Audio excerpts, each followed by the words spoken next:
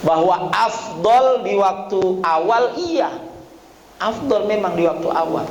Tapi jangan kemudian mengatakan orang yang nggak sholat di waktu awal itu berarti dia mementingkan dunia. Enggak. Hadis itu nggak bisa jadi dalil. Oh, kalau lagi rapat, lagi apapun, oh Nabi lagi makan aja azan berkumandang tinggalkan. Enggak. Hadis itu kata Ibnu Hibban itu masuk kategori ma infaroda bihir Rasul, apa yang khusus bagi Rasul.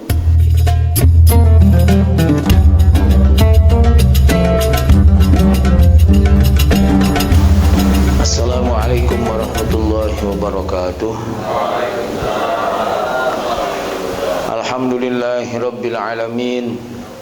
Wassalatu wassalamu ala sayyidina maulana Muhammadin wa ala alihi wa ashabihi wa man tabi'ahum bi ihsanin ila yaumiddin, amma ba'd. Bapak, ibu-ibu jamaah Masjid Nurul Hidayah yang dimuliakan Allah Subhanahu wa taala, alhamdulillah kita bersyukur kehadiran Allah Subhanahu wa taala. Pagi hari ini kita dikumpulkan oleh Allah di masjid yang mulia dan di channel YouTube Kafnun, ya. Kafnun Kun. Kafnun Kun. Mudah-mudahan channel ini menjadi channel yang memberikan wawasan keilmuan berdasarkan warisan ilmu dari para ulama dan membawa kemaslahatan sebesar-besarnya kepada umat. Amin ya rabbal alamin. Salawat dan salam semoga tetap tercurah kepada baginda Nabi Muhammad sallallahu alaihi wasallam, yang insyaallah kita semua kelak akan mendapatkan syafaat dari baginda Nabi Muhammad sallallahu alaihi wasallam. Kita lanjutkan pengajian kita dari kitab Mukhtarul Ahadits An-Nabawiyah wal Hikam Al-Muhammadiyah sampai ke hadis yang ke-37. Ya Pak Rahman. Bismillahirrahmanirrahim. Qala al-muallif rahimahullahu ta'ala wa nafa'ana Allahu bi'ulumihi fid dharain amin. Ahibba lin-nasi ma tuhibbu li nafsik. Qala an-nabiy sallallahu alaihi wasallam, ahibba, cintailah olehmu, lin-nasi, untuk orang, ma, sesuatu, tuhibbu, yang kamu cinta, linafsika, untuk dirimu. Di riwayat yang lain kalimatnya rawahul Bukhari. Di riwayat yang lain kalimatnya la yu'minu ahadukum hatta tuhibba li akhihi ma tuhibbu li nafsi. Tidak beriman kalian sampai kalian mencintai sesuatu untuk saudara kalian sebagaimana kalian mencintai sesuatu itu untuk diri kalian. Ini salah satu hadis yang menjadi pokok muamalah, pokok atau dasar kita bermuamalah, berhubungan antar sesama. Kuncinya adalah apa yang kita suka untuk diri kita, maka kita juga harus suka kalau itu diterima oleh saudara kita. Itu maksudnya. Bukan kemudian, oh ini kacamata saya buat kamu. Enggak, bukan begitu, ya. Kalau kita suka, kita mendapatkan apresiasi, penghargaan, maka kita juga harus suka kalau orang lain mendapatkan penghargaan. Penyakitnya itu apa? Kalau ada orang mendapatkan penghargaan, kita kecilkan. Misalnya, oh dia dapat hadiah atau penghargaan, terus kita bilang, alah cuma segitu doang. Gitu. Alahnya itu. Padahal kalau dia sendiri yang melakukan belum tentu, ya, belum tentu. Nah itu satu, orang itu kurang mengapresiasi karena dia tidak mengamalkan alhamdulillahirabbil alamin. Ya, orang itu kalau mengamalkan alhamdulillah, maka dia akan memuji, mengapresiasi orang-orang yang berkontribusi dalam kehidupan ini. Ya, utamanya kan Allah Subhanahu wa taala. Kita memuji Allah, memuji baginda Nabi Muhammad sallallahu alaihi wasallam, memuji para ulama dan seterusnya, ya, sampai orang-orang yang ya memberikan apresiasi kepada orang-orang yang berkontribusi, apalagi dia berkontribusi terhadap kehidupan kita. Nah itu, jadi dasar muamalah sama orang lain itu apa? Dasarnya adalah pokoknya kamu mencintai sesuatu untuk orang lain sebagaimana kamu mencintai sesuatu itu untuk dirimu sendiri. Kalau kita nggak suka dicubit, ya jangan cubit orang. Kira-kira begitu. Sederhana itu. Kalau kita ingin mendapatkan manfaat dari orang lain, maka kita juga suka orang lain mendapatkan manfaat. Nah, hadis ini atau dasar muamalah ini akan pelan-pelan atau menjadi obat, menjadi terapi untuk menghilangkan hasud. Hasud itu kita nggak suka saudara kita mendapatkan nikmat. Kita berharap, seseorang berharap, jangan kita, naudzubillah min dzalik, seseorang berharap nikmat yang saudaranya terima itu hilang. Nah itu kenapa? Karena dia tidak terbiasa untuk mengapresiasi, tidak terbiasa untuk senang dengan apa yang Allah berikan kepada saudara kita. Kita itu hanya senang, kita itu hanya bersyukur, alhamdulillah kalau nikmat itu kita terima. Kita senang kalau Allah beri nikmat kepada kita, tapi giliran nikmat itu diberikan kepada orang lain, kita nggak ikut senang, nggak ikut berbahagia, malah mencemooh dan seterusnya. Nah ini apa namanya, kaitannya dengan muamalah, ya, muamalah antar sesama. Ihfaz wudda abika la taqta'hu fayutfi'ullahu nuraka.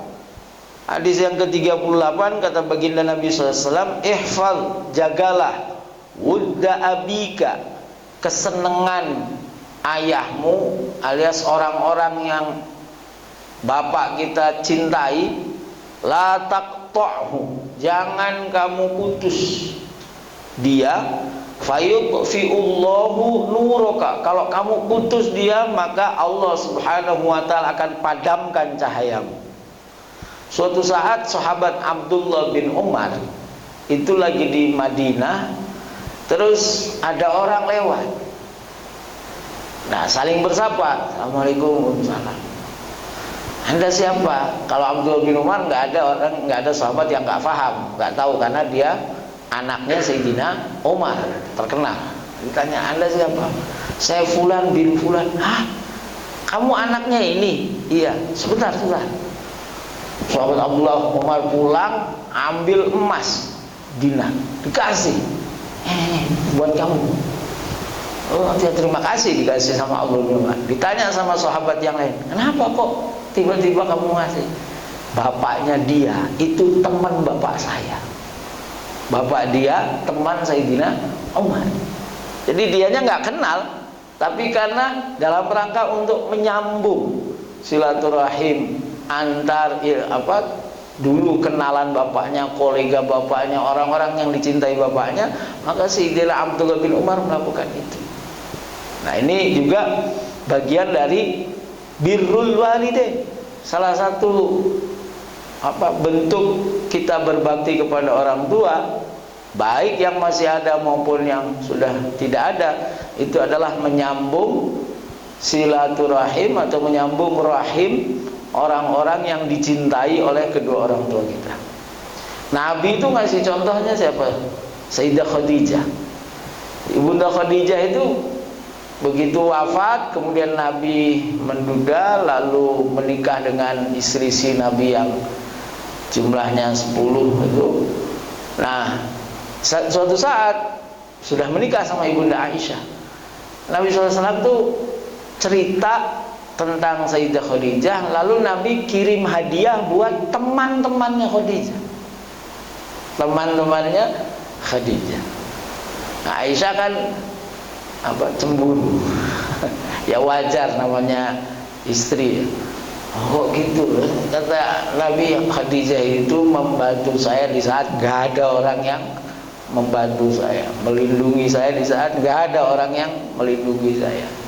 Sampai teman-temannya Khadijah itu dikasih hadiah oleh baginda Nabi Muhammad SAW. Nah ini penting ya. Jadi kita itu berarti irtibat atau hubungan kita sama orang tua itu tidak terbatas sama orang tua kita, tapi juga pada orang-orang di sekitar orang tua kita. Karena kenapa? Karena orang tua orang-orang di sekitar orang tua kita itu balik lagi tadi, mereka itu berkontribusi positif terhadap orang tua kita. Nah ini bagian dari kita mengapresiasi kebaikan orang, baik itu yang jatuh kepada kita maupun yang kepada kedua orang tua kita. Makanya doa di dalam Al-Quran apa? Rabbi auzi'ni an ashkura ni'mataka allati an'amta alayya wa ala walidayya wa an a'mala salihan tardah wa adkhilni birahmatika fi ibadika sholihin. Ya Allah, ajari saya cara bersyukur, bagaimana bersyukur atas nikmat yang Engkau berikan kepadaku dan kepada kedua orang tuaku. Jadi kita itu diperintahkan oleh Al-Quran tidak hanya bersyukur atas nikmat yang Allah berikan kepada kita, tapi juga kepada kedua orang tua kita. Nah, cara kita bersyukur atas nikmat yang Allah berikan kepada kita dan kedua orang tua kita adalah ini, jaga tuh ya, kecintaan, jaga hubungan baik yang orang tua kita jalin untuk kita teruskan, jangan sampai diputus. Diputus, Nabi ancam, fayudfi'ullahu nuraka, Allah akan padamkan cahayamu. Menurut ulama hadis ada dua di sini. Cahaya yang dipadamkan itu di mana? Di dunia, di akhirat. Jadi di dunia kita nanti akan dipadamkan cahayanya, jalan kita akan dipersulit. Orang kan kita ini lagi menempuh jalan. Orang menempuh jalan itu syaratnya apa? Kita bisa melihat jalan, ya kan? Punya kaki, punya apa, tapi nggak bisa melihat jalan, bisa jalan nggak? Nggak bisa. Nah, orang bisa melihat jalan kalau karena apa? Kalau ada apa, Pak? Ada cahaya, bukan ada mata. Ada mata tapi nggak ada cahaya, gelap. Jadi kita melihat jalan itu karena ada cahaya. Nah, kalau cahayanya padam, nggak bisa melihat. Di dunia nggak bisa melihat, apalagi di akhirat. Ya, jadi dasar muamalah kita kepada orang itu kita mencintai apa yang kita cintai ya, untuk orang lain. Kemudian yang kedua, kita jaga hubungan baik kita dengan kenalan atau orang-orang yang dicintai oleh kedua orang tua kita sebagai ungkapan syukur kita melaksanakan perintah Allah, melaksanakan perintah Rasulullah SAW. Jadi dasarnya itu aja. Kalau kita bermuamalah itu dasarnya jangan karena orang. Kalau karena orang pasti pegel, capek. Tapi kalau karena Allah, insya Allah ringan. Insya Allah ringan. Ahabbul kalami ilallahi ta'ala arba'. Kata Nabi SAW, ucapan yang paling dicintai oleh Allah Subhanahu wa ta'ala arba'un, ada 4. Subhanallah, 1 subhanallah, 2 walhamdulillah, 3 wala ilaha illallah, 4 wallahu akbar. La yadurruka, tidak berbahaya bagimu, biayyihinna, dengan yang mana saja di antara 4 itu badakta, kamu mulai. Kata Nabi SAW, ucapan yang paling Allah cintai adalah subhanallah, alhamdulillah, Allahu akbar, la ilaha illallah. Atau di sini la ilaha illallah, wallahu akbar, subhanallah, alhamdulillah, wa la ilaha illallah, wallahu akbar. Apa subhanallah itu? Kalau terjemahnya itu maha suci Allah. Kalau di pesantren itu dimaknainya aku memahasucikan dengan sungguh-sungguh Allah. Jadi ada kalimat akunya. Kenapa pakai aku memahasucikan? Karena subhana itu tasbih masdar yang berarti fiil. Artinya apa? Kita itu menjauhkan Allah. Di otak kita itu harus bersih Allah dari segala macam yang kurang, yang tidak baik dan seterusnya. Orang berenang itu disebut sibahah. Berenang itu namanya sibahah. Orang berenang itu dari mana? Dari tepi pantai ke tengah. Itu namanya sibahah. Maksudnya apa? Tasbih itu memahasucikan Allah. Pantai itu kotoran, tengah itu bersih. Jadi kotoran itu pasti akan, sampah itu pasti akan ke pantai, tengah laut itu pasti bersih. Nah, kita itu begitu. Kita itu bergerak dari menjauhkan, memustahilkan bahwa Allah itu kotor. Allah itu sangat suci, maha suci. Dari apa? Dari segala macam kekurangan, dari segala macam sesuatu yang tidak baik. Misalnya Allah memberikan musibah, bencana itu karena Allah marah. Itu jauh ya. Allah marahnya kok memberikan bencana. Kenapa? Karena kalau nabi-nabi terdahulu ya, itu azab itu berdasarkan permintaan nabinya, berdasarkan permintaan nabi. Nah, kalau misalnya Nabi Muhammad SAW itu setelah Nabi Muhammad nggak ada azab, karena Allah bilang wama apa ayatnya, wa anta fihim itu, wa ma kana Allahu liyu'adzibahum wa anta fihim wa ma kana Allahu mu'adzibahum wa hum yastaghfirun. Allah tidak mengazab mereka. Mereka itu siapa? Kaum musyrik Mekah, Yahudi Madinah yang jahatnya luar biasa sama Nabi dan para sahabatnya. Wa anta fihim, selama kamu Muhammad ada di situ.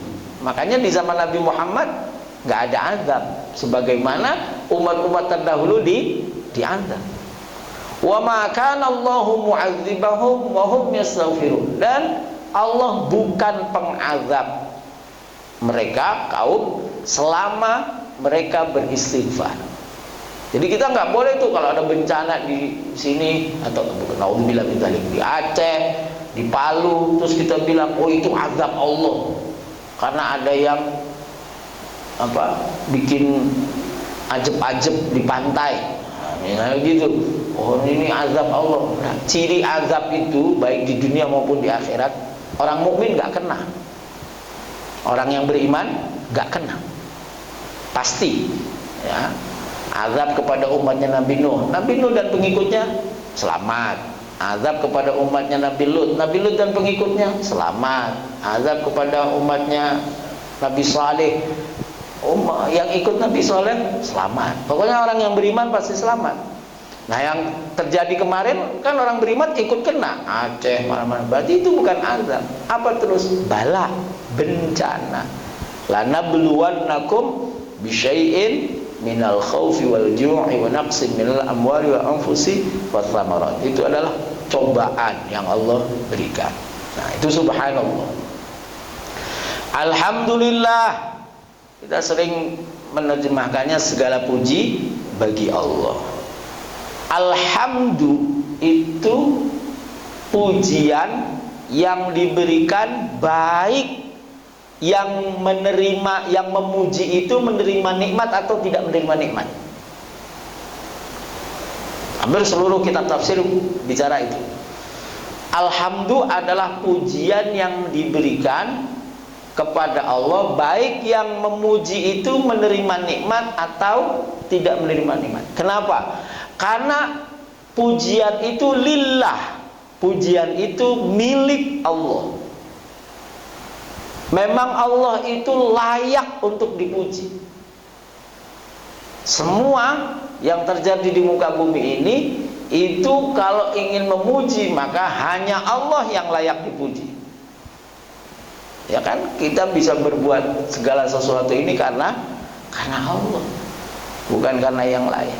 Maka selesai kita melakukan apapun, mengucapkan alhamdulillah. Bahkan ada hadis riwayat memulai, ya, ada satu riwayatnya Ibnu Hibban itu bilang begini, kullu syai'in la yubda'u bihamdillah, segala sesuatu yang tidak dimulai dengan memuji Allah maka itu terputus.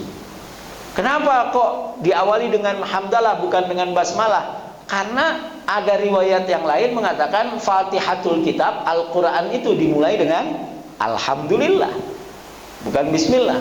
Meskipun riwayat yang lain itu mengatakan bahwa Fatihah dimulai dengan bismillahirrahmanirrahim. Nah, itu alhamdulillah. Yang kedua, Allah subhanahu wa ta'ala mengajarkan kita, kan boleh tuh Allah ketika baca surat, ketika mewahyukan Al-Fatihah bilang alhamdulillah, segala puji bagiku, boleh kan? Atau alhamdulillaka, segala puji bagimu. Kan nanti ayatnya iyyaka, hanya kepadamu kami menyembah. Bisa Allah bilang alhamdulillaka, atau sekalian alhamdulillah, segala puji bagiku. Enggak, Allah alhamdulillah. Apa faidahnya? Faidahnya kata ulama, Allah ngajarin kita jangan pernah memuji diri sendiri. Allah saja yang layak memuji diri sendiri, enggak melakukan itu. Makanya kalau kita memuji sendiri itu dalam ulama akhlak disebut apa? Ujub. Ujub itu satu level sama takabur. Merasa bangga, wah saya bisa nih. Dia lupa bahwa dia bisa karena Allah.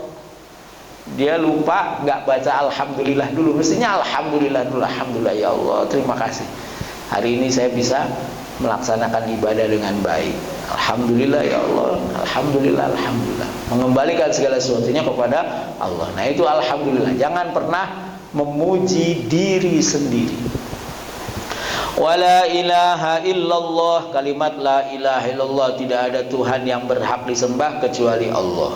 Tidak ada Tuhan yang memberi rezeki kecuali Allah. Dan seterusnya. Tauhid la ilaha illallah. Wallahu akbar dan Allahu akbar. Kalau kita takbir itu Allah. Nah, kalau guru saya ngajarin dalam hati kita, bukan Allah maha besar. Allah besar, yang lain kecil. Karena rasa bahasa kita, kalau bahasa Arab Allahu Akbar itu meniscayakan yang lain itu kecil. Cuman begitu kita pakai bahasa Indonesia, Allah maha besar, itu berarti ada yang besar, Allah maha besar. Enggak, Allahu Akbar itu maksudnya Allah itu gede banget, besar sekali, yang lain itu kecil sekali, gitu perimbangannya. Jadi bukan kemudian Allah itu lebih besar dari apa, enggak. Allah nggak bisa dibandingkan dengan yang lain, nggak mungkin, mustahil. Kenapa? Ya karena Allah mustahil dibandingkan. Ya, maka Allahu Akbar itu artinya Allah itu maha besar dalam arti apa? Yang lain itu kecil sekali, termasuk urusan kita. Itu kecil, masalah kita kecil. Cuman bercandanya kan yang besar itu apa? Foto di dompet kita. Ya, di dompet itu ada foto siapa? Nah, itu masalah besar. Iya, saya bilang kemarin ada santri apa namanya, angkatan pertama ribat nikah. Terus saya diundang, cuma saya nggak sempat, nggak bisa datang karena sakit istri. Dia datang ke rumah minta nasihat. pernikahan. Apa kasih? Saya kasih satu. Nah, saya itu cuma satu. Hubungan suami istri itu, nggak apa-apa nih ya, geser sedikit ya. Hubungan suami istri itu cuma satu kuncinya. Dulu saya diajarkan. Apa itu? Yang bisa orang lain kerjakan, maka itu pilihan. Yang tidak bisa orang lain kerjakan, maka itu tidak ada pilihan, harus kamu. Contoh, masak. Istri harus nggak masak? Enggak, bisa GoFood sekarang, bisa beli. Tinggal musyawarah aja. Ya kan? Mau masakan nih? Masak, oke. Masak nggak? Capek, beli. Kayak enteng aja, karena itu pilihan. Nyuci, harus nggak istri nyuci? Hah? Enggak, ada laundry, ada pilihan. Kalau ada orang lain yang bisa mengerjakan gitu. Kalau ada orang lain yang bisa mengerjakan, maka itu pilihan, nggak harus. Musyawarah tetap. Jadi si istri minta sama suami, "Bang, hari ini kita masak ya." "Oke, Bang, hari ini kita jajan di luar ya." "Oke, Bang, hari ini kita GoFood ya." "Oke." Itu enteng. Yang laki juga nggak maksa. Saya kasih contoh lagi. Menyusui anak. Apakah istri wajib menyusui anak? Enggak. Enggak. Hadisnya ini, apa ayatnya itu kan antasyawurin bainahuma. Boleh antas tartiah, boleh kalian berdua musyawarah untuk disusukan sama yang lain anaknya. Boleh. Nabi disusui oleh Halimah As-Sa'diyah. Anak, boleh kan? Maka itu pilihan. Tapi kalau bapaknya mau nyusu, ada pilihan? Gak ada. Jangan sampai nyusu sama yang lain, kan gitu. Nah, iya itu. Istri kita mau pergi, "Bang, jalan yuk." Ada pilihan nggak? Dia jalan sama orang lain, boleh nggak? Nggak boleh. Ya udah kita berarti. Ayo, jawabannya gitu. Begitu istri minta jalan, ayo. Suami juga gitu. Dia suaminya bilang, saya bilang sama Iqmal, "Kamu mau pergi," bilang sama istri, "Neng, ayo Neng pergi." Istri bilang, "Capek." Nanti kalau dia pergi sama orang lain, nah itu. Maka kalau urusan yang nggak bisa orang lain itu ikut di situ, maka kita nggak ada kata lain, ya. Tapi kalau ada orang lain yang bisa ngerjain, pilihan aja itu. Nah itu tadi apa tadi sampai ke urusan kecil, urusan rumah tangga itu kecil. Hanya Allah yang besar. Termasuk itu tadi. Ya. Hubungan sama istri itu enak aja, santai ya. Ahabbu buyutikum ilallahi baitun fihi yatimun mukramun. Tapi jangan habis ini pada nyusu ya. Boleh tapi susu ini aja, susu kemasan. Ahabbu buyutikum, rumah yang paling dicintai, rumah kalian yang paling dicintai ilallahi, di sisi Allah itu baitun, rumah, fihi, yang di dalam rumah itu ada yatimun, anak yatim, mukramun, yang dimuliakan. Kata kuncinya yang dilingkari mukramun, anak yatim yang dimuliakan, bukan kemudian anak yatim yang dieksploitasi. Makanya saya sampai hari ini belum berani naruh anak yatim di rumah, karena saya khawatir nggak bisa memuliakan. Di dalam surat Al-Fajr itu,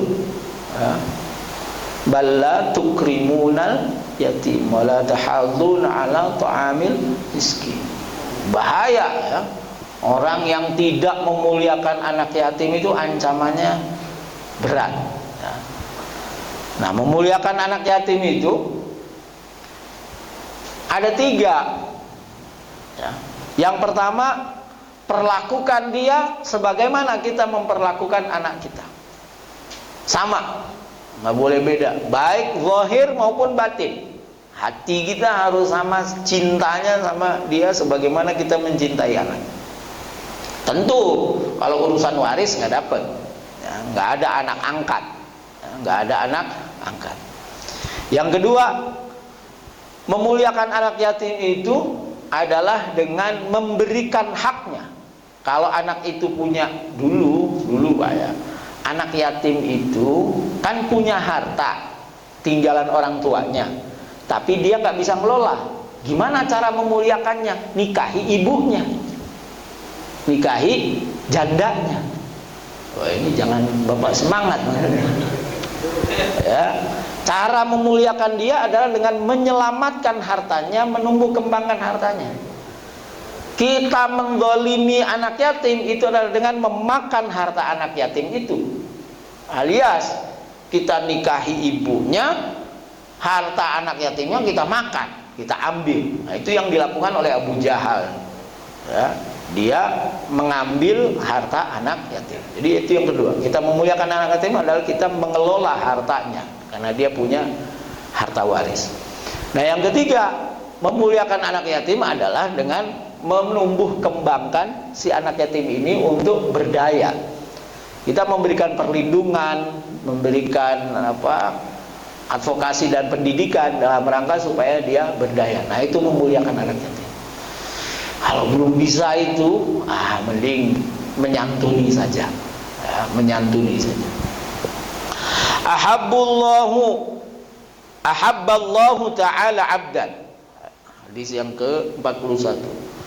Ahabballahu abdan. Allah subhanahu wa ta'ala mencintai seorang hamba samhan, yang moderat ya. Samhan idza ba'a, apabila dia menjual, wasamhan, dan dia gampang. Samhan itu gampang. Idza syara, apabila dia beli, wasamhan idza qada, dia gampang kalau dia memutuskan perkara, wasamhan idza qada, dan apabila dia meminta putusan. Riwayat Al-Baihaqi dari sahabat Abu Hurairah. Kalau riwayatnya Imam Bukhari, bahasanya bukan ahabballahu, tapi rahimallahu rajulan samhan. Allah tuh suka sama orang yang gampangan, nggak mempersulit, nggak ngotot.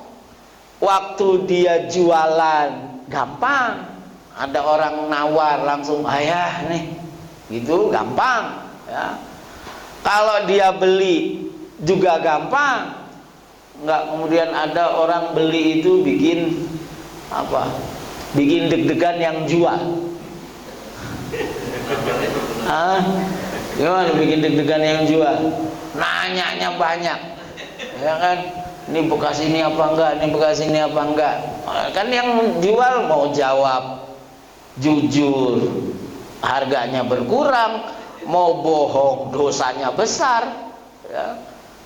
Salah satu dosa yang nanti di hari kiamat Allah nggak mau ngelihat orang itu, alias orang ini langsung masuk neraka, itu adalah al-munfiqu sil'atahu bil kidhb. Riwayat yang lain, al-munfiqu sil'atahu bil halifil fajir, orang yang menjual barang dagangannya dengan bohong. Kenapa? Karena itu ada tipu, dan kalau tipu nanti yang membeli itu merugikan, ya kan? Dirugikan. Ya.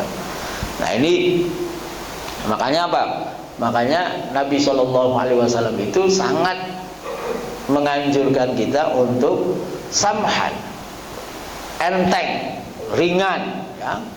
Baik dalam hal membeli, dalam hal menjual, dalam hal memutuskan, dalam hal meminta keputusan. Ini menunjukkan apa? Menunjukkan orang itu harus entengan dalam segala hal. Nggak usah kaku, kencang. Di dalam agama sekalipun itu Nabi bilang ya, kepada Ibunda Aisyah, kalimatnya spesifik tuh, ya Aisyah, mahlan ya Aisyah, santai aja. Jadi ceritanya itu ada orang lewat, Nabi sama Ibunda Aisyah lagi duduk di dalam rumah. Ada orang Yahudi lewat, langsung melaknat Nabi. Assalamualaikum, bukan assalamualaikum, tapi assalamualaikum, mati kamu Muhammad. Assalamualaikum. Bukan assalamualaikum tapi assalamualaikum. Oh, jangan dipakai Pak ya. Nanti sama Bapak nggak berantem sama tetangga. Assalamualaikum. Assalamualaikum. Wah, Ibu Aisyah ngelihat begitu, langsung Waalaikumsalam wala'natu. Wajar perempuan kan. Iya, perempuan tuh kalau di kena satu balasnya bisa 2, 3. Wassalamualaikum. Kata Nabi SAW, ya Aisyah, mahlan ya Aisyah, jangan begitu. Alaikum birrifqi. Oh, itu hadis paling saya suka. Kenapa ada nama saya? Alaikum, alaiki birrifqi. Alaiki birrifqi. Kamu yang lembut, jangan begitu. Cukup jawab waalaikum. Dah. Kan dia bilang mati buat kamu Muhammad, lu juga. Gitu. Balik ke situ, alaikum, balik ke situ. Kita enggak. Nah. Terus Nabi bilang apa? Inna dina yusr. Agama ini gampang. Wala yushadad din illa ghalabah. Dan tidak akan agama ini diberat-beratkan illa ghalabah, kecuali orang itu nanti kalah sendiri dia. Ya. Sholat, udah tahu kakinya cantengan, maksa berdiri, nanti sakit-sakit sendiri. Apa? Udah duduk kan gitu, habis berdiri duduk, habis duduk selonjoran, tiduran, rebahan. Kenapa? Karena enteng, agama ini gampang. Jangan mempersulit urusan agama. Tapi juga jangan nganggep enteng. Sholat itu sesuatu yang utama. Tapi jangan kemudian ada. Kemarin saya ditanya, di mana ya? Oh, di Masjid Pelindo 2 di Tanjung Priok. Jadi ada jamaah yang kalau rapat, ini rapat lagi penting. Terus dia nggak mau ikut rapat. Kenapa? Karena mentok zuhur. Nah itu menurut saya itu kebangetan. Mestinya apa? Sholat zuhur itu waktunya itu panjang, dari mulai gesernya matahari sampai asar. Itu waktu zuhur.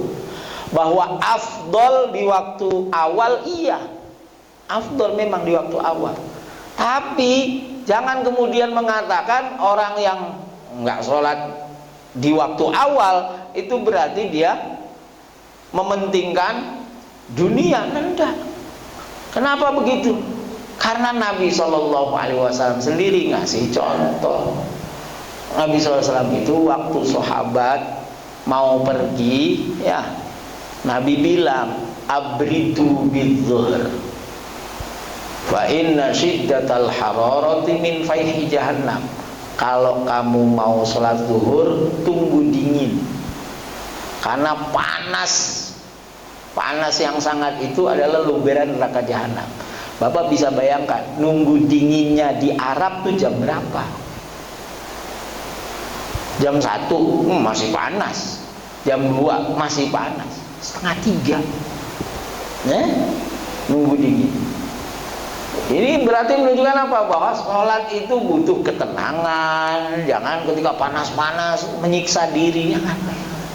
1, 2. Nabi bilang begini, idza quddimatil asya wa uqimatil isya quddimatil asya. Kalau makan malam disediakan dan qomat maghrib dikumandangkan. Maghrib itu sebutannya isya. Jadi isya itu ada 2, isya aini sebutnya. Isya pertama itu maghrib, isya kedua itu isya. Kalau makan malam sudah dihidangkan dan qomat maghrib dikumandangkan, maka dahulukan makan malam. Wala ya'jal ahadukum, jangan kamu buru-buru hatta yaqdiya hajatah, sampai tuntas. Kenapa? Karena Nabi ingin kamu tuh sholatnya khusyuk. Ya kan potongan kayak kita ini kalau lapar sholat mikir makan. Jadi makan dulu aja, selesai baru sholat. Nah itu maka itu adalah ajarannya. Tapi kalau buat diri Nabi enggak. Suatu saat dalam perjalanan sahabat bilang, ya Rasul, panas nih, sholatnya nanti ya. Rasul langsung berdiri, qomat, sholat. Kenapa? Ada Nabi. Nabi itu dia untuk dirinya itu yang afdol, tapi kalau untuk umatnya enggak. Nabi bilang, laula an asyqa ala ummati la amartuhum bisiwak. Kalau aku tidak memberatkan umatku, saya perintahkan untuk bersiwak setiap mau sholat, inda kulli sholat. Itu artinya apa?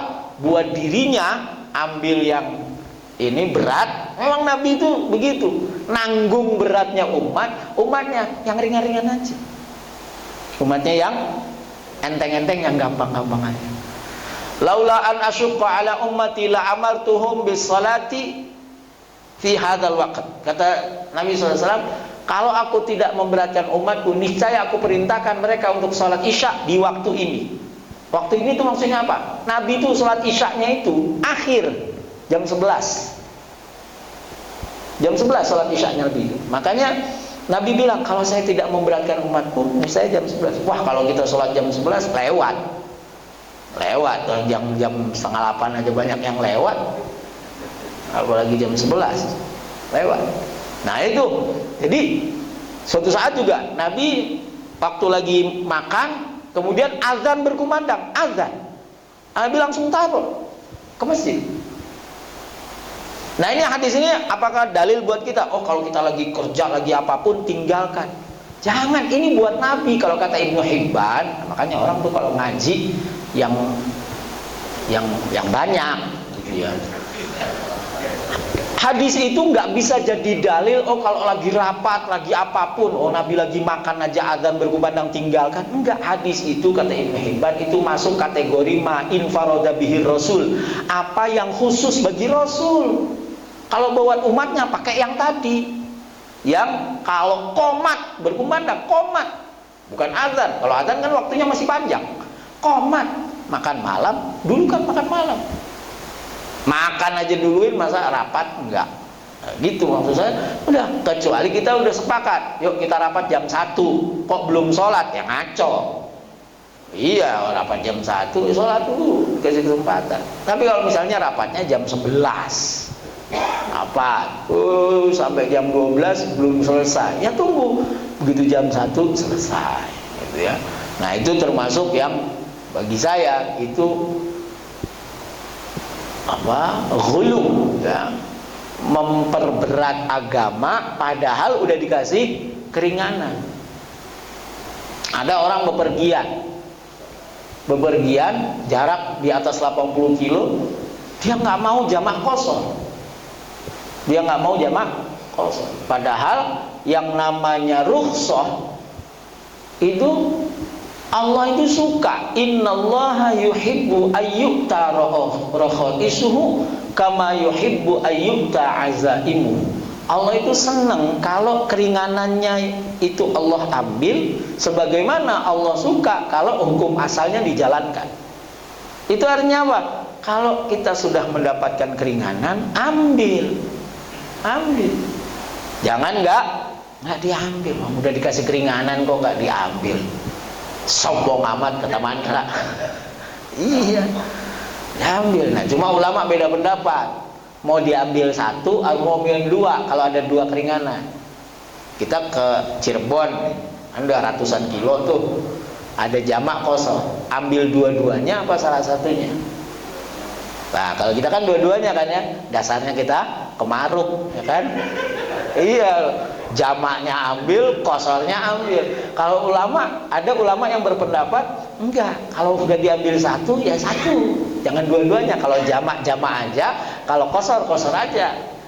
Nah, qashar di waktu zuhur, qashar di waktu asar, atau jamak 4 tapi di jamak. Nah, tapi kita ikut ulama yang banyak, ya alhamdulillah, ya kan, sesuai dengan tabiat, ya. Sesuai dengan tabiat kita, pengen kalau dapat diskon pengen 70% plus 20 kan gitu, ya, alhamdulillah.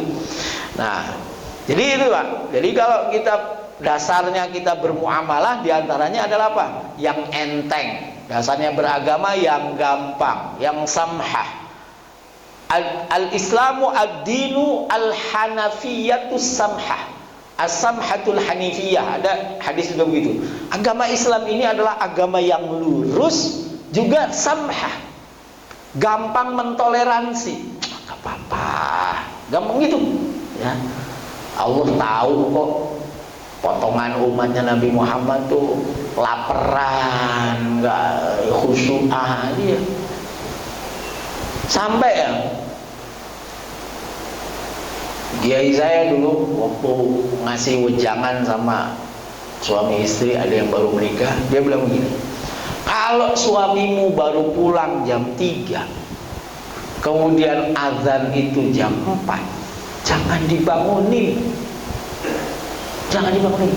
Waktu subuh itu sampai 5:30. Bangunin jam 5 itu masih bagus. Dia tidur 2 jam. Jangan baru merem dibangunin. Bapak sholat.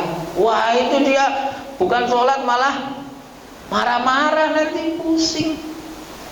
Itu bagian dari apa? Dari samah. Ya, kita memberikan toleransi, tentu tetap tidak melanggar ketentuan. Nggak boleh melanggar ketentuan, jangan dibiarkan lewat. Enggak, tetap kita bangunin yang ini. Istri lagi masak, kita waktu zuhur, terus kita bilang, mah matiin kompornya, ayo sholat zuhur. Iya, masakannya nggak enak dong di tengah-tengah dimatiin.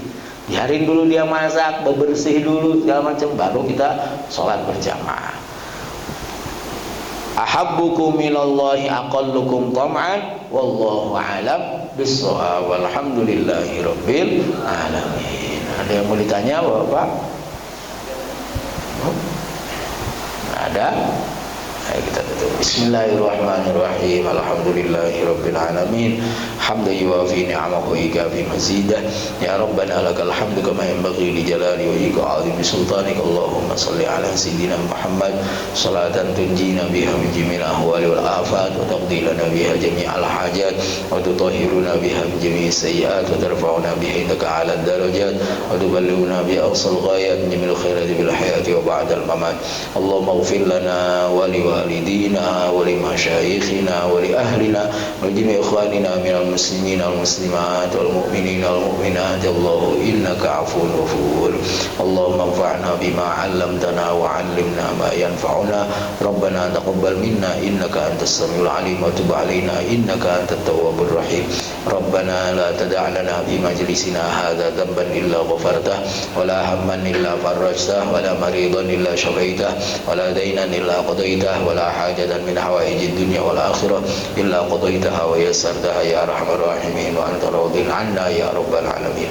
Rabbana atina min ladunka rahmatan wa hayyi lana min amrina rasyada. Rabbana atina fid dunya hasanah wa fil akhirati hasanah wa qina adzabannar. Wa sallallahu ala sayyidina Muhammad walhamdulillahi rabbil alamin. Oh, ada satu lupa saya, Bang. Dulu saya ke Magelang.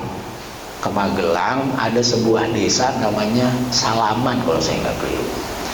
Itu adzan waktu asar, saya jam asar, saya ke masjid, sepi. Tungguin sampai jam 4, sepi. Setengah 5 belum datang, jam 5 baru berbondong-bondong orang datang. Seret, adzan. Asarnya tuh adzannya jam 5. Selesai sholat, saya tanya sama bapak-bapak, Pak, kok di sini adzannya jam 5? Iya, karena mereka itu kan di sawah. Di sawah jam 1:30 itu baru balik nyangkul lagi. 1:30 baru nyangkul, kalau jam 3 udah balik lagi, baru dapat berapa katanya. Jadi mereka tuntaskan itu, sepakat sekampung ini. Jam 3, 3:30 mereka kelar, pulang, mandi, bersih-bersih, bapak ke masjid. Nah itu tuh samhah, beragamanya enteng, gampang. Allahu a'lam bishawab. Alhamdulillah. Assalamualaikum warahmatullahi wabarakatuh. Sallallahu ala Muhammad.